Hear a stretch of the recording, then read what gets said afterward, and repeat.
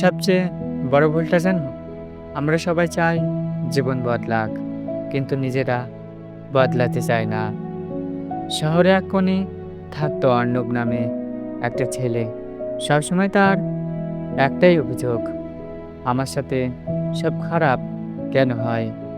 চাকরি নেই, বন্ধুরা দূরে সরে গেছে, পরিবারও তাকে বোঝে না। সে ভাবতো ভাগ্যটাই খারাপ। একদিন খুব হতাশ হয়ে সে একটা পার্কে বসেছিল, চোখে জল, মনে হাজারটা প্রশ্ন।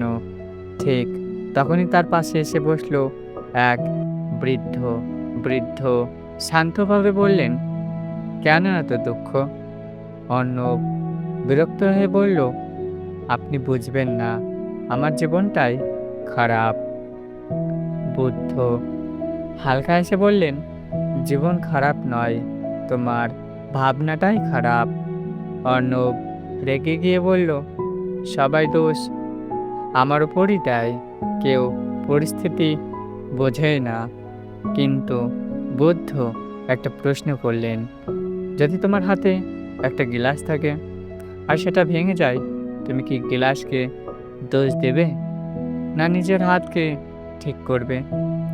অর্ণব চুপ।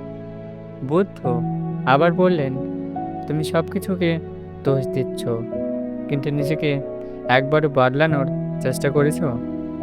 অর্ণবের ভেতরে কিছু একটা কেঁপে উঠল।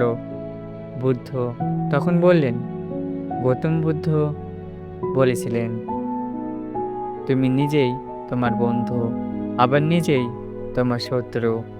তুমি যদি নিজের চিন্তা, অভ্যাস, মনোভাব না বদলাও, তাহলে এই দুঃখ কখনোই যাবে না। অর্ণব ধীরে ধীরে বুঝতে শুরু করলো, সমস্যা তার জীবনে না, সমস্যা তার দৃষ্টিভঙ্গিতে। সেদিন থেকে সে ছোট ছোট পরিবর্তন শুরু করলো, অভিযোগ বন্ধ করলো, অন্যদের দোষ দেওয়া বন্ধ করলো, প্রতিদিন নিজেকে উন্নত করার চেষ্টা করলো। কয়েক মাস পর একই শহর, একই জীবন, কিন্তু অর্ণব সম্পূর্ণ বদলে গেছে। এখন সে বলে, জীবন বদলায়নি, আমি বদলেছি, তাই জীবনটা সুন্দর লাগছে।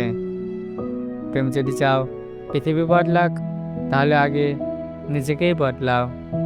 কারণ যেদিন তুমি বদলাবে, সেদিন থেকে তোমার জীবন বদলাতে শুরু করবে। যদি এই গল্পটি তোমার মনে লাগে, তাহলে লাইক করো, কমেন্টে লিখো, আই উইল চেঞ্জ মাইসেলফ, আর ফলো করো এমন আরও বাস্তব গল্পের জন্য।